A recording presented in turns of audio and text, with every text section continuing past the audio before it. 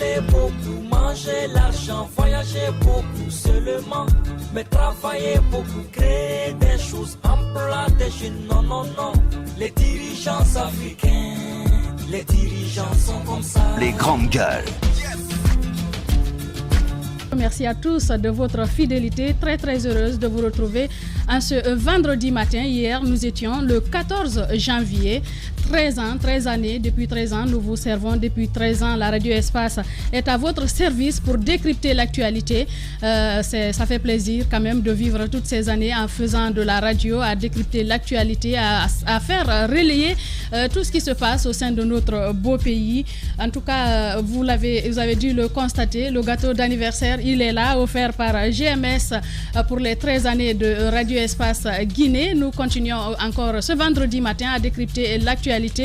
Condamnation de 3 journalistes de Nostalgie Guinée. Les remous continuent au sein de la corporation après la menace de sit-in brandie par le syndicat des professionnels de la presse privée. Les associations de presse veulent à leur tour porter plainte contre le juge à la chancellerie. Comment compte-t-elle s'y prendre si tout va bien? Nous aurons au cours de cette émission Amadou Tam Kamara. Il est le président de l'association guinéenne de la presse en ligne. Il sera au bout du fil. Les ferrailleurs guinéens ont besoin d'être organisés pour mieux exercer leurs activités afin d'en tirer profit. C'est dans ce sens que le ministère du Commerce a fait des recommandations à la corporation pour la mise en place d'une fédération faîtière comme interlocutrice directe. Collecteurs et acheteurs se disent prêts pour un congrès électif d'un bureau exécutif, mais en réalité, ils peinent encore à se mettre ensemble pour conjuguer les efforts.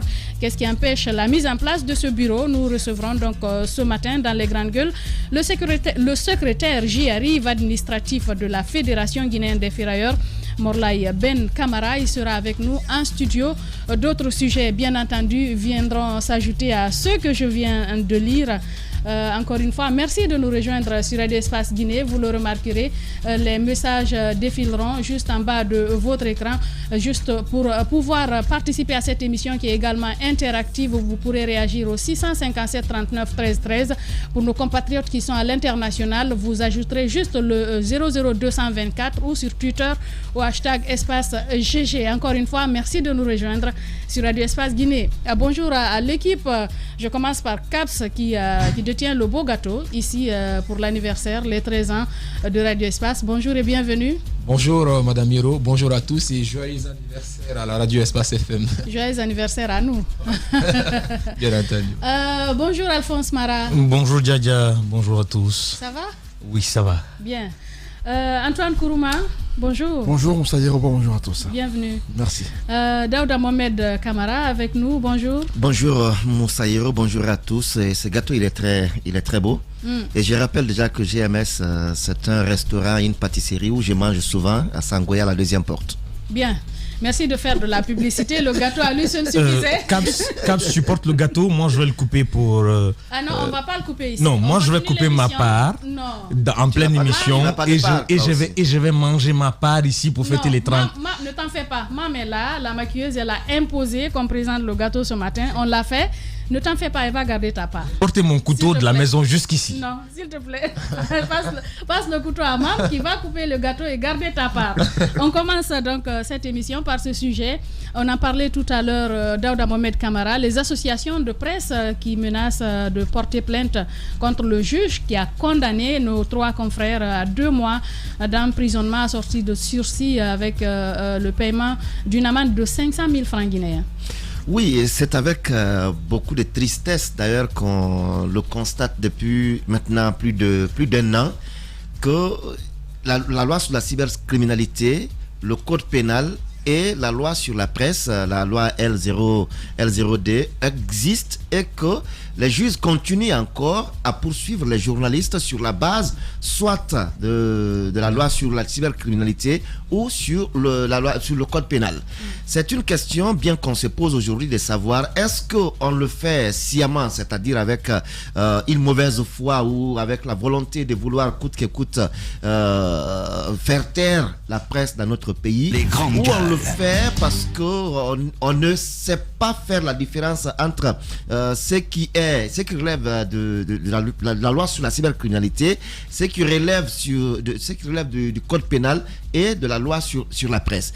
Ce sont des questions qu'on se pose aujourd'hui parce qu'on ne peut pas quand même se réclamer juge et qu'on ne sache pas faire la différence entre sur quelle base je dois poursuivre ou je dois recevoir une plainte contre X ou Y, et qu'on le fasse avec toute une fierté, et que cela ne tape pas un instant notre conscience pour dire attention, ce que je suis en train de faire n'est pas la règle. Je suis en train d'aller au-delà de ce que je devais faire.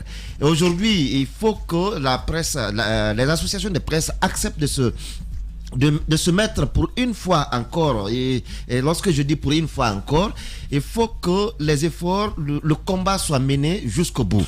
Qu'on ne vienne pas, qu'on sorte une seule fois pour venir manifester, faire un sitting devant le ministère de la Justice ou bien devant la HAC, et que tous ces limites-là, il faut aller jusqu'au bout. Il faut aujourd'hui que nos juges qui reçoivent des plaintes de la part des citoyens, c'est pas dit que le journaliste il est au-dessus de la loi, mais il y a une loi quand même spécifique qui le protège, qui lui permet d'exercer son métier, parce qu'on sait que le métier que nous exerçons, c'est un métier à risque. Parfois, nous portons des accusations sur des personnes, mais après, on peut se retrouver, lorsque les accusations ne sont pas fondées, on peut se retourner pour rétablir la vérité. Mais que cela, aujourd'hui, permette à des juges ou à des juges ou à des citoyens de penser que nous nous estimons au-dessus de la loi, ça ce n'est pas la vérité. On n'est pas au-dessus de la loi. On sait bien que nous sommes des sujets de droit,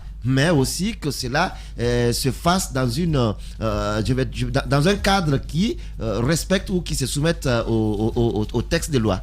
Eh bien, Antoine, est-ce que vous vous attendez à ce qu'il y ait un résultat? Est-ce que le Conseil de la magistrature n'était pas mieux placé? Peut-être en partant à la chancellerie, c'est ce qui est prévu, pourquoi pas? Le ministre est, je crois, le vice-président de ce conseil, et le président étant celui qui chapeaute ce conseil-là. Je me dis qu'en allant voir le ministre, c'est une façon de porter plainte auprès du conseil. Justement. Afin que ce juge réponde de ses actes. Vous savez, récemment, il y a eu ce huissier de justice à Kindia qui a perdu 2 de ses dents. Bon, je ne sais pas si c'est 2 parce qu'il y en a eu beaucoup qui ont été arrachés. 3 de ses dents parce qu'un militaire lui a donné une bonne paire de gifles. On a vu cette solidarité affichée des hommes de droit à l'égard de leurs amis. Et aujourd'hui, le militaire en question est en détention à la prison de Kindia parce que les hommes en robe, les magistrats, n'ont pas accepté. Les huissiers de justice se sont insurgés contre cette forme d'irrespect à l'endroit de leur corporation, avec ce comportement assez déplacé de ce militaire. Alors, si aujourd'hui la presse subit presque la même chose, parce que certes pour ce cas-ci il n'y a pas eu de coup physique porté, mais ce qui a été porté est plus qu'un coup, parce que si ça continue, ne soyez pas surpris que demain... Il faut préciser qu'on n'est pas contre le procès, justement, mais on est contre la loi, la forme qui a été surtout, utilisée justement, pour juger des journalistes, pour condamner des journalistes. Si nos confrères... Parce qu'il faut le rappeler, le journaliste n'est pas au-dessus de la loi. Justement. Quand on se dit que quand le journaliste viole la loi, il doit répondre devant la justice. Mais faudrait-il qu'on utilise... en tout cas la loi qui s'y est, le code qui s'y est pour condamner la personne, pour juger la personne. C'est bien déjà de le rappeler, parce que cette loi L002, on l'a rappelé hier, ça a été adopté par le CNT à l'époque, qui était issu d'un régime militaire. Aujourd'hui, tant que ça ne change pas, c'est sur la base de cette loi que les journalistes doivent être jugés, et on estime que le délit de presse étant dépénalisé, il n'est pas possible, il est indéniable, il est inadmissible que l'on soit jugé sur la base de cette loi. Ce que j'ai envie de rajouter avec cette conférence de presse d'hier du syndicat de la presse privée, on a tous suivi cette déclaration forte de nos amis qui ont tenu à afficher leur solidarité à l'endroit de ceux qui ont été condamnés. Avec Diarra Guirassy qui projette un sit-in devant le TPI de Kaloum. Si ça ne porte pas, ils envisagent d'autres actions en vue de se faire entendre. De l'autre côté, il faut tout de même rappeler le nom de ce juge, Abdoul Gadiri Diallo, qui est le même qui avait traité le dossier de Lynx FM avec le doyen Suleiman et Aboubakr à l'époque. Je me dis que c'est une sorte de récidive.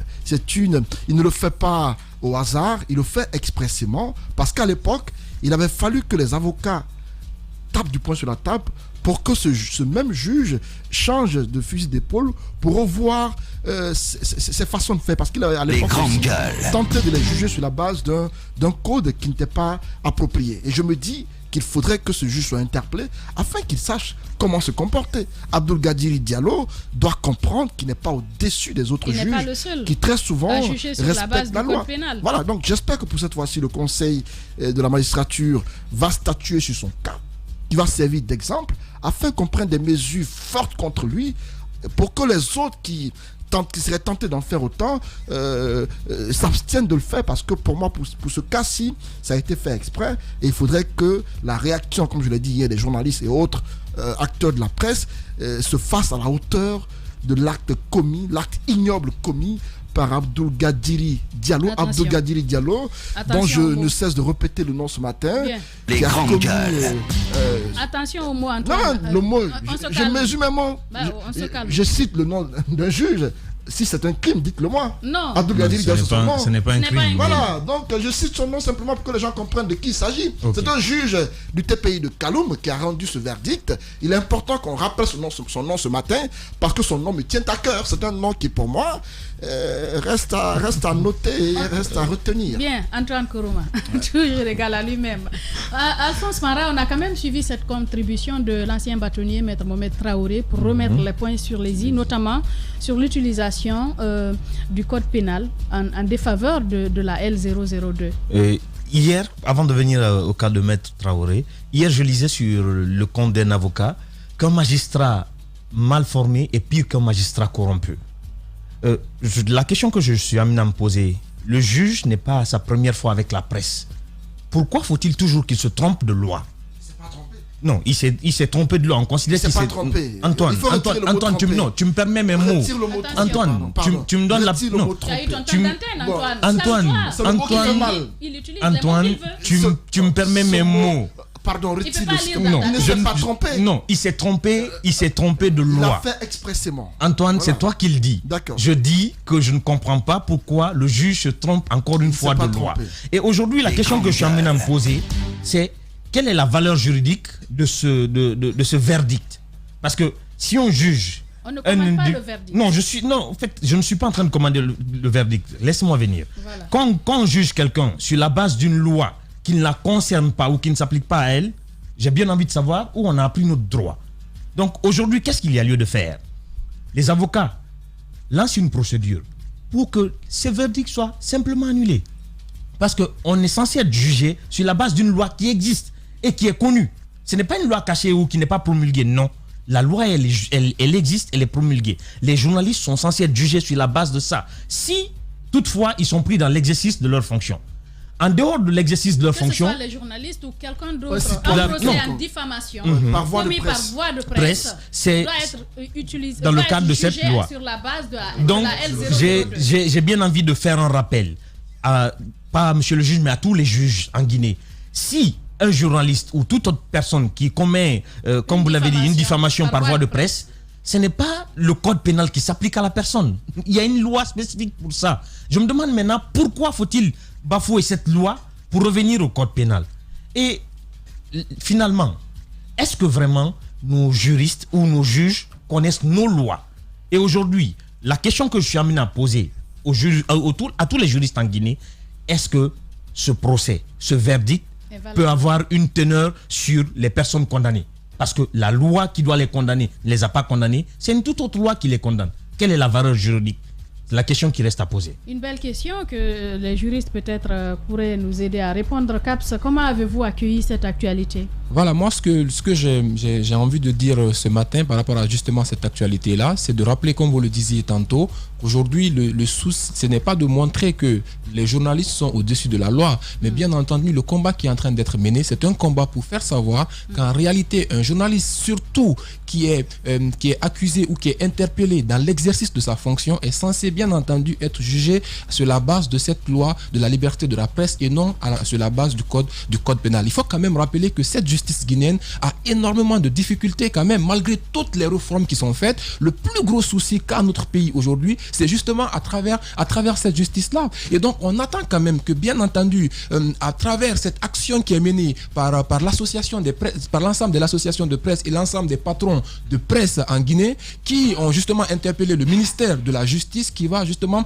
à son tour interpeller ce conseil de la magistrature pour que les bonnes décisions soient prises afin qu'on puisse... aujourd'hui. Oui, les associations vont s'y rendre. Voilà, donc que cela soit justement fait aujourd'hui afin que ce conseil supérieur de la magistrature puisse pouvoir rétablir ces journalistes dans leurs droits. On n'est pas contre le fait que les journalistes soient jugés, bien entendu, ils doivent être jugés, mais sur la base justement de cette loi L002, que cela soit bien entendu fait et que ça soit clair. Mais l'autre question à se poser, mais qu'est-ce qui pourrait expliquer justement les agissements de Maître Gadirou, pour comprendre pourquoi ce n'est pas la première fois, mais pourquoi est-ce qu'il se permet de juger les journalistes sur la base du code pénal. Et mieux encore, l'autre élément d'information que j'ai justement envie de partager ce matin par rapport à ce sujet-là, c'est de comprendre qu'aujourd'hui, il est important que les journalistes, que l'association des journalistes se lève et que les patrons de presse se lèvent pour lutter contre ça, pour que ces agissements-là s'arrêtent. Aujourd'hui, on veut juger ces gens-là sur justement la base... oui, allez-y. Bien, nous avons Amadou Tam Kamara, président de l'Association guinéenne de la presse en ligne. Il est en direct. Les grandes gueules. Bonjour, monsieur Tam. Bonjour, Moussa Yoro, bonjour, GG. Allez-y, Daouda Mohamed. Merci encore ce matin d'avoir accepté l'invitation des GG. Ce n'est pas la première ni la deuxième. Aujourd'hui, 3 nouveaux journalistes poursuivis sur la base condamnés, je vais dire, sur la base du code pénal. Aujourd'hui, comment les associations de presse comptent-elles s'y prendre pour que cela soit arrêté dans notre pays? Il s'agit d'abord d'une décision à la fois unique et inique. Et c'est pourquoi les associations collégialement vont porter plainte contre ce juge devant le Conseil supérieur de la magistrature, comme la loi le permet. Parce que pour le cas d'espèce, il y a un adage juridique qui dit que les règles spéciales dérogent aux règles générales. Même un étudiant en droit c'est ça. Donc nous ne comprenons pas que le juge puisse appliquer une loi générale qui est le code pénal au lieu d'une loi spéciale qui est la loi sur la liberté de la presse. C'est un manquement grave et ce manquement, fort heureusement, est prévu par la loi portant statut des magistrats dans son article 35 qui précise que le manquement résultat de l'insuffisance professionnelle peut être puni. Et pour nous, il s'agit d'un manquement résultant de l'insuffisance professionnelle de ce juge. Et c'est cette disposition que nous avons visée et c'est ce que nous demandons donc au Conseil supérieur de la magistrature par le biais du ministre de la Justice, garde des Sceaux, pour que le juge soit sanctionné. Allez-y, Antoine. Et ce matin, qu'est-ce qui est prévu, M. Tam? Cette plainte va être déposée à 10h parce que la loi dit que la porte d'entrée justement du Conseil supérieur de la magistrature, c'est le ministre garde des Sceaux. Donc la plainte va être déposée chez le ministre ce matin à 10h. Et quelles sont vos attentes en déposant cette plainte? Est-ce que vous avez foi? Est-ce que vous avez confiance ou espoir que le ministre réponde favorablement à cette demande? Nous avons foi à la justice. Vous savez, tout magistrat, c'est un justiciable aussi, tout comme les journalistes sont des justiciables. Donc s'il y a une faute, la faute doit être réparée. Ce sont des magistrats, mais ce sont d'abord des hommes avant d'être des magistrats. Donc ils peuvent faire des fautes. Et heureusement, la loi prévoit aussi que quand un magistrat est en faute, cela doit être sanctionné. Et c'est cette sanction-là que nous demandons. Bien, allez-y, plutôt. Voilà. Donc, alors, M. Tam, la question que j'ai envie de savoir, en fait, c'est de savoir, est-ce que aujourd'hui, cette plainte que vous allez porter, est-ce que c'est tout court par rapport à ces 3 journalistes qui sont condamnés sur la base de ce code pénal, ou est-ce que c'est une action que vous menez pour que la même chose ne se répète plus? Mais c'est bien cela, parce que vous savez, si vous laissez ça, c'est une décision unique. inique. C'est ce que je viens de dire. Donc, si nous laissons faire, cette décision fera jurisprudence. Elle servira donc de base pour les autres décisions à venir. C'est pourquoi c'est une menace réelle. Ce n'est non seulement pour l'existence de la presse, mais pour son avenir. C'est pourquoi il faut que nous agissions pour que jamais un autre juge ne fasse l'erreur ou le zèle tout simplement de laisser de côté la loi sur la liberté de la presse pour aller prendre une autre loi. Allez-y. Monsieur Tam, ce que moi j'ai envie de savoir, de vos avocats conseils, est-ce que ce procès, ce verdict a vraiment de la valeur? Ça a de la valeur parce que ça a l'autorité de la chose jugée déjà. Maintenant, il y a à côté de cela, c'est que les avocats doivent faire appel. Mais nous estimons que le juge a fait un manquement. Donc ce que nous allons demander, c'est une sanction disciplinaire contre le juge. Alors, Monsieur Camara, beaucoup de personnes pensent que les journalistes ne sont pas suffisamment unis, surtout au niveau des associations. On pense qu'il n'y a pas suffisamment de punch quand il y a des actions de ce genre. Hier, on a suivi notamment l'association, le syndicat de la presse privée qui a quand même fait une déclaration et qui projette ce sitting devant le TPI de Kaloum. Qu'est-ce que vous en pensez? Moi, je pense qu'au contraire, qu'il y a de la solidarité parce que à la suite du syndicat, il y a eu aussi une déclaration conjointe, non seulement de Luther Guy, de l'Aquiper, de Rémi Guy, de l'APAC, de toutes les associations et même les syndicats. Nous avons fait une déclaration conjointe à la suite du syndicat. Donc, pour moi, j'estime qu'il y a au contraire une grande solidarité parce que tout le monde est conscient qu'il s'agit là de l'avenir de la presse. Donc si on n'est pas conscient de cela, c'est qu'on a tout faux. Bien. Dernière question, Daouda. Bon, aujourd'hui, Monsieur Tam Camara, les juges se montrent de plus en plus solidaires, en tout cas les hommes en robe. Est-ce que vous avez aussi un autre message à l'endroit des journalistes, en tout cas qui sont dans cette pratique? Moi, ce que je demande à la suite de la demande de Mme Hierro, c'est plus de solidarité, plus de professionnalisme. Et après, maintenant, c'est un métier qui est très difficile. On ne peut pas faire d'omelette sans casser les yeux. Il peut arriver parfois que certains aient le sentiment d'avoir été touchés ou touchés dans leur dignité ou le sentiment d'avoir été diffamés. Nous restons des justiciables, mais tout ce que nous demandons, c'est que la bonne loi soit appliquée, c'est tout. Nous ne demandons pas que nous soyons des surhommes qui ne peuvent pas être jugés, mais nous demandons juste que la bonne loi nous soit appliquée. Et c'est le message que j'adresse non seulement à nos confrères, mais également à l'ensemble des autorités judiciaires de ce pays. Avant de vous laisser, Monsieur Tam, est-ce que vous n'avez pas l'impression que les gens minimisent un peu l'importance de la haute autorité de la communication? Parce que normalement, en pareille circonstance, il y en a qui pourraient corriger, par exemple, des cas de diffamation juste en demandant un droit de réponse ou en saisissant la haute autorité de la communication. Est-ce que vous ne pensez pas qu'il faut vulgariser un peu ici les attributions de la HAC, notamment le rôle que devrait jouer cette institution au niveau de la corporation? Oui, mais vous savez, les gens sont libres. Ils peuvent aller sur la voie gracieuse, qui est celle de la haute autorité de la communication, ou la voie contentieuse, qui est celle de la justice. C'est cette liberté, la loi donne justement cette liberté aux plaignants. Maintenant, chacun cherche à savoir où il va trouver son meilleur compte.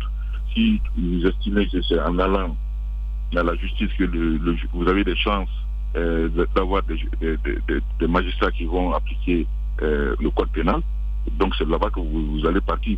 Parce que vous savez pertinemment qu'en allant à la haute autorité de la communication, vous n'avez aucune chance que le code pénal soit appliqué. Voilà des errements comme ça qui font que les gens privilégient cette voie. Bien. Amadou Tam Camara, président de l'Association guinéenne de la presse en ligne. Merci d'avoir répondu aux questions des GG. C'est moi qui vous remercie. Il se passe dans la vie politique tant d'événements inattendus, bizarres. que la Guinée paraît fumer la moquette. Chez les GG, la politique, vie de société, les grandes gueules, pour l'intérêt de la Guinée. Si vous êtes à Mamou, merci de nous écouter sur Fraternité FM dans la ville Carrefour et du côté de Farana. Vous nous écoutez également sur Bambou FM. Merci à tous de votre fidélité. Nous continuons cette émission. Daouda Mohamed Kamara, on a suivi cette actualité sur cette maladie dermatologique qui fatigue toute une famille du côté de Kagbele. Oui, c'est tellement pitoyable et effrayant que j'aborde cette question avec des boutons sur tout le corps. Ça inquiète aujourd'hui. D'abord la famille, le voisinage, mais même nous qui avons amené une équipe de reportage, parce que c'est toute une famille, 6 éléments de la famille, les enfants, qui aujourd'hui voient leur corps, des boutons apparaissent. Au fur et à mesure que les boutons apparaissent sur le corps, ça couvre tout le corps et ça se transforme en des plaies. Et ça démange. Et ça démange. Les enfants ne dorment même pas. Ils sont entachés dans une, dans une chambre. Les 5, parce qu'il y a un qui est déjà décédé. Les 5 sont dans une chambre. La maman et le papa qu'on a eu à interroger le problème aujourd'hui, c'est qu'ils sont à bout de souffle. Ils n'ont ni argent aujourd'hui, ni espoir d'obtenir un produit pour leurs enfants, parce que les enfants naissent progressivement, les boutons apparaissent sur le corps, ainsi de suite. Et aujourd'hui, il y a même un qu'on a vu en image qui complètement, le corps est complètement devenu par les boutons, non, plus par les plaies même. Aujourd'hui, c'est le corps entier qui constitue une plaie. Le corps entier, comme si comme si le corps a été brisé et qu'on le sort des braises pour l'étaler. Et quand on a vu, on s'est posé beaucoup de questions de savoir quelle peut être la nature de cette maladie. Incroyable. On va écouter l'élément de reportage et revenir juste après. Nous sommes à Kagbele village. Dans cette famille, 6 personnes sont atteintes d'une maladie pour l'heure inconnue. Un bébé a déjà été emporté. Le mal commence par des boutons, s'ensuit des plaies et la peau se détache petit à petit de la chair. Quand ils font les visites, au niveau du sang, il n'y a pas de maladie au niveau du sang. Que la maladie là, c'est une maladie de la peau. C'est-à-dire c'est entre la peau blanche et la peau noire qui est là. Donc j'appelle à l'État vraiment de venir en aide. Cet enfant a été terrassé par la maladie. Sur son lit, il ne peut plus rien faire. L'école n'est plus qu'un lointain souvenir. Marcher lui est impossible.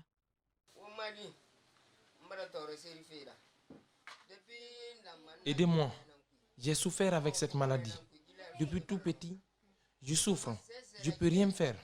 Je ne peux plus être avec mes amis. Regardez mon corps, il commence à pourrir. Je demande à tous les Guinéens de m'aider, sinon je vais mourir.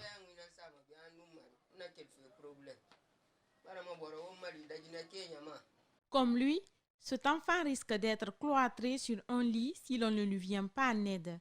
Ils ont tout tenté dans les hôpitaux. Hélas, aucun remède. Désormais, l'ultime recours est d'attendre patiemment la mort ou espérer un geste de bonne volonté.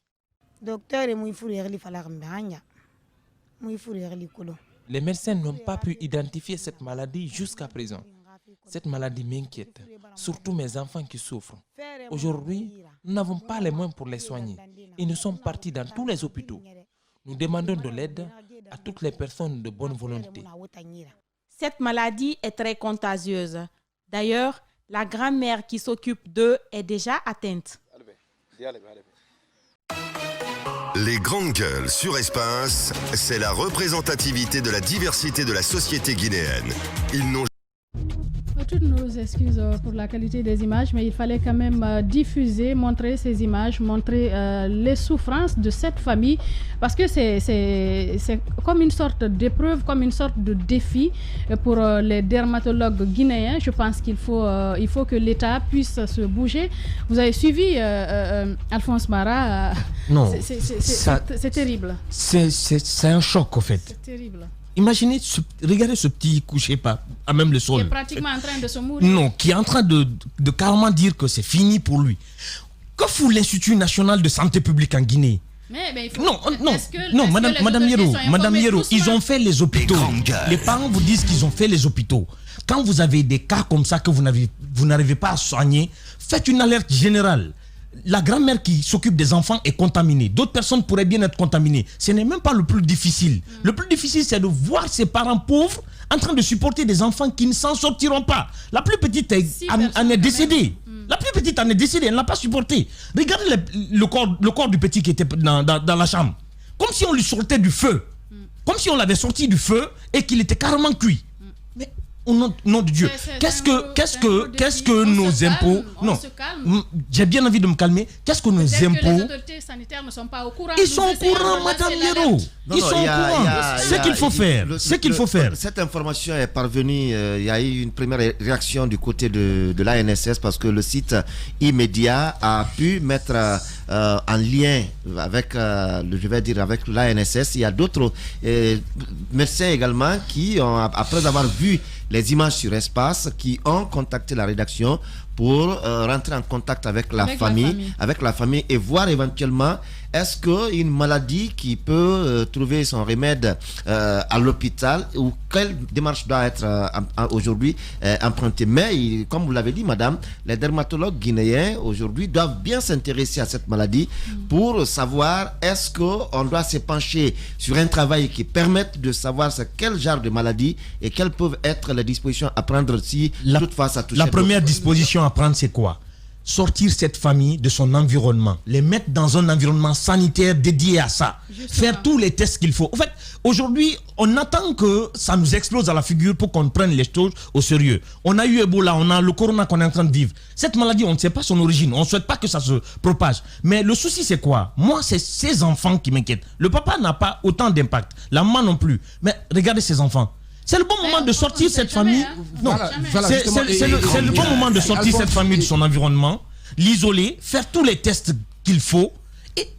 Mais quand même, on a un ministère de la Santé. Il faut sauver ces enfants. Justement, je pense que cette famille, il faut la mettre dans un endroit qui réponde aux normes, notamment en isolant chaque patient, en désinfectant cet endroit où ils sont, où cette famille se trouve pour éviter que la maladie ne se propage. Parce qu'on l'a compris que c'est une maladie contagieuse. Effectivement. Justement, ce que vous venez d'énumérer là représente les premières mesures qu'on attend de l'autorité.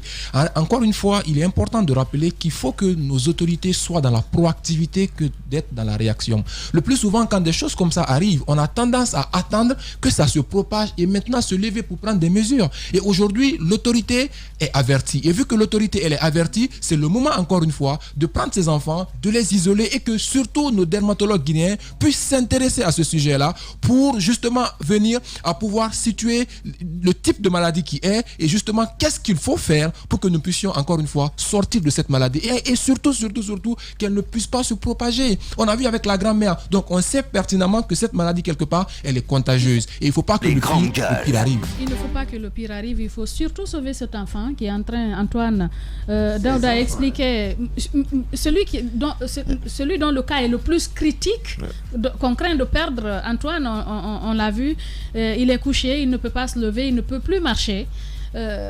Comment vous réagissez? Je réagis comme l'a dit Alphonse. Il faudrait que les autorités en place se lèvent. Il y a eu le cas du coronavirus. Avant le corona, il y a eu Ebola. Au départ, on ne savait pas c'était quoi la maladie. Il a fallu qu'on amène les premiers tests, qu'on les fasse à Lyon, ensuite au Sénégal, pour savoir exactement de quoi il s'agissait. Pour ce cas-ci, l'enfant dit qu'il a grandi avec. C'est-à-dire, apparemment, les parents peut-être se disaient que c'est une maladie héréditaire. Non, pas héréditaire. Bon, certainement. Passagère. Une maladie normale, c'est-à-dire des petits boutons qui poussent sur la peau, ça se voit couramment. Ça peut être la varicelle et tout cela.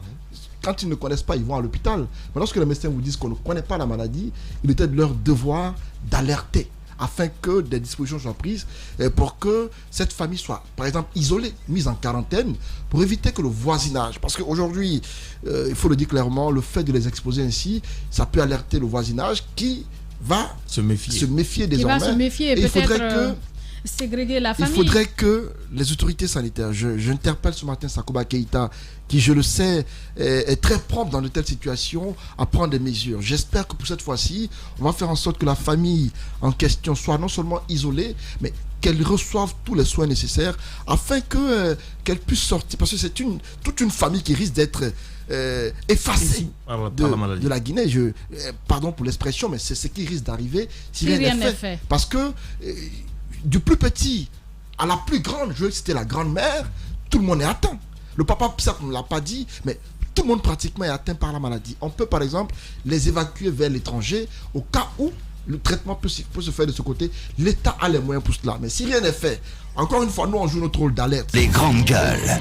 D'alerte, on va le faire encore ce matin. On espère que des mesures seront prises. Sinon, on va revenir ici dans quelques mois pour reparler de cette maladie, mais de manière plus globale, parce que rien n'aurait été fait pour freiner la propagation de cette maladie qui est contagieuse. Et qui sait, peut-être qu'on n'aura pas besoin d'évacuation dans un moment. Oui, on a quand même des dermatologues aguerris ici à République de Guinée. On en a récemment, bien. on a reçu ici le professeur Tunkara qui fait un travail remarquable du côté de l'hôpital national d'Onka. Oui, effectivement. Et aujourd'hui, vous savez, nous sommes aussi en Afrique. Quand les choses se posent, les gens le plus souvent veulent mettre au compte de certaines considérations d'indigénats et autres. Mais si c'est une maladie aussi qui, comme on le dit chez nous, c'est pas une maladie d'hôpital, mais quand même, non, c'est ce que je veux dire. Les considérations, excusez-moi, je vais terminer. Vous ne pouvez pas bondir sur mon développement sans savoir où je vais aller. Alors, qu'est-ce que je vais dire? Personne n'a bondi dans ce studio. David. Alors, je disais, aujourd'hui, il faut qu'on sorte de ces considérations. Il faut qu'on comprenne qu'une maladie, c'est une maladie. Ouais. Si elle doit être curable, il faut que le travail soit mené dans ce sens. Mais qu'on ne dise pas tout à l'heure, non, c'est pas une maladie de l'hôpital, il faut aller à tel, s'il faut aller à tel. C'est ce qui amène beaucoup aujourd'hui. Quelquefois, c'est ce qui aggrave certaines situations. C'est ce qui aggrave. Ça amène beaucoup aujourd'hui à perdre la vie. Et rien que pour la tuberculose, il y en a qui pensent que c'est un sort qui est jeté sur eux et ils vont se mettre dans un village pour un traitement. Au fur et à mesure qu'ils y prennent du temps et la maladie s'aggrave, ils meurent. Aujourd'hui, il faut qu'on sorte de cela. Il faut qu'on accepte de prendre ces enfants en charge, de savoir est-ce qu'on peut les entretenir en Guinée ici, à Conakry ici, comment on peut les traiter et que cela soit fait. S'il y a nécessité de les évacuer, que l'État fasse ce sacrifice encore de plus pour les évacuer afin d'éviter qu'on perde toute une famille, parce que si la contagion aujourd'hui a atteint la grand-mère, ça veut dire que la maman n'est pas épargnée, le papa n'est pas épargné, d'autres enfants dans le quartier également ne sont pas épargnés. Vous savez, l'enfant est très curieux.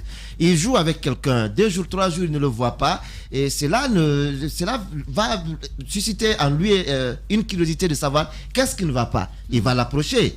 Et il y a cet amour qui existe entre les enfants. Donc il va l'approcher et ainsi de suite. Ça va être de cette famille à une autre. Il faut aujourd'hui que les autorités acceptent de prendre le devant pour nous éviter d'autres problèmes plus graves.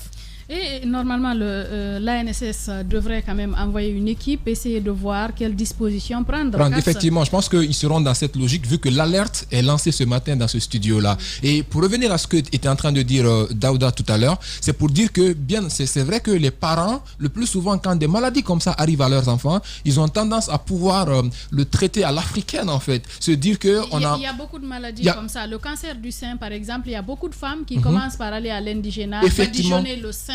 Avec des produits traditionnels, notamment des décoctions. Oui. Et au moment où on se rend compte que ce n'était pas la bonne voie, il est trop tard. Et donc, et là-dedans, par rapport à cette famille quand même, il faut ressortir que cette famille est partie quand même vers l'autorité, vers nos structures sanitaires. Justement. Et que les médecins se disent que cette maladie, c'est pas une maladie, nous ne voyons rien dans le sang, c'est pas une maladie. Et que après, quand ceux-là qui sont censés soigner les malades lance un message de désespoir à une famille, qu'est-ce que la famille peut faire? Il faut que ces autorités-là, que ces structures sanitaires désormais, quand ils reçoivent des malades et que des situations comme ça arrivent, qu'ils puissent remonter l'information et qu'ils puissent avoir une réactivité très rapide, qu'ils puissent rapidement réagir pour ne pas encore une fois que le pire arrive. Il faut que dans ce pays-là, que chacun puisse faire son travail et que chacun puisse surtout avoir l'amour de son travail, parce qu'on ne peut pas comprendre qu'en tant que médecin, qu'on voit un malade devant nous et qu'on puisse juste se coucher et dormir en disant à cette famille, allez-y, nous n'avions pas de solution, allez vous vouer à votre tête à vous-même. Il y a aussi que beaucoup de personnes généralement privilégient les cliniques, non, même pas l'indigénat, les cliniques privées, alors que le service de dermatologie de Donka fait un excellent travail. Bien sûr. Il y a des professionnels qui sont là, qui répondent quelquefois. Il y en a qui pensent que oui, c'est l'image qu'on a. Oui, Madame Yero, une précision par rapport à ce que vous êtes en train de dire. C'est vrai que les gens vont vers ces cliniques-là, mais il est de la responsabilité de ces cliniques-là de rediriger ces gens vers les structures appropriées et surtout de faire le suivi. Parce qu'en réalité,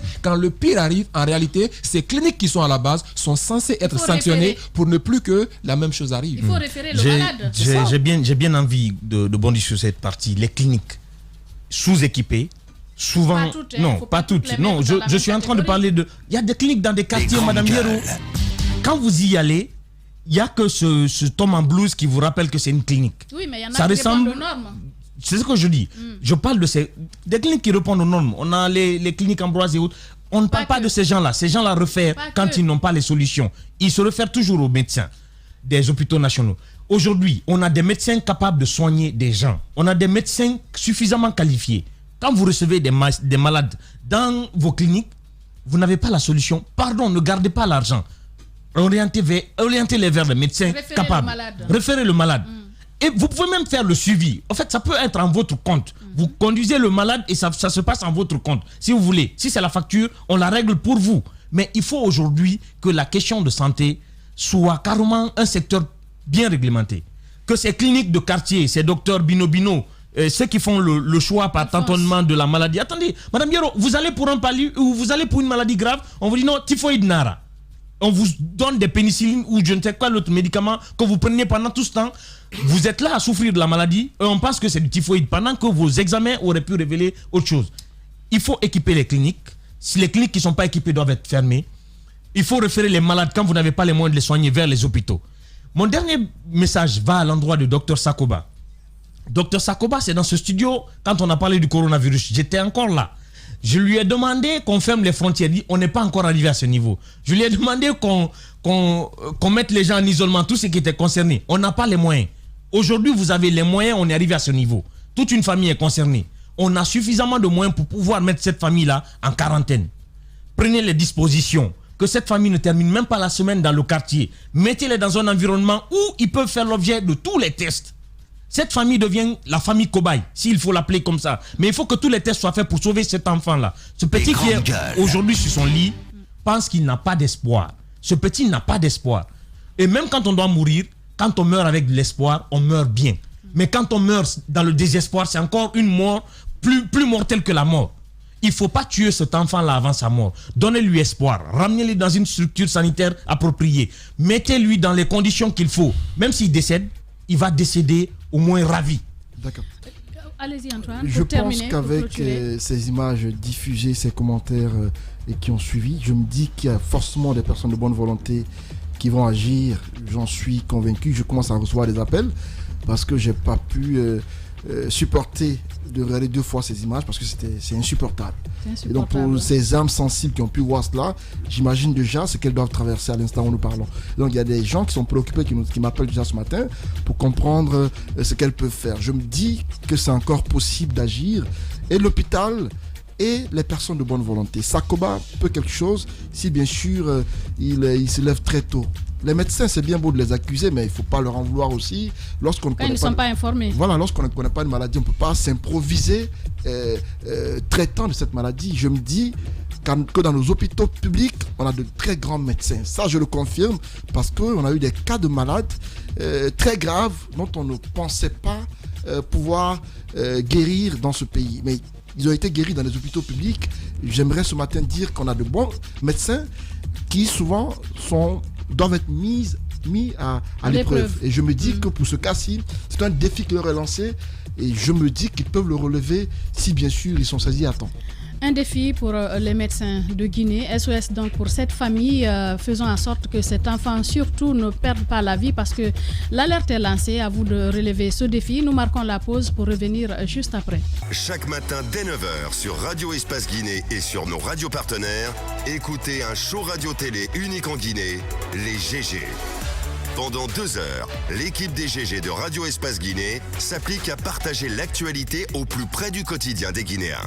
Un rendez-vous exceptionnel mêlant infos en direct, débat autour de l'actualité, réactions et interventions d'experts. En simultané sur Espace TV.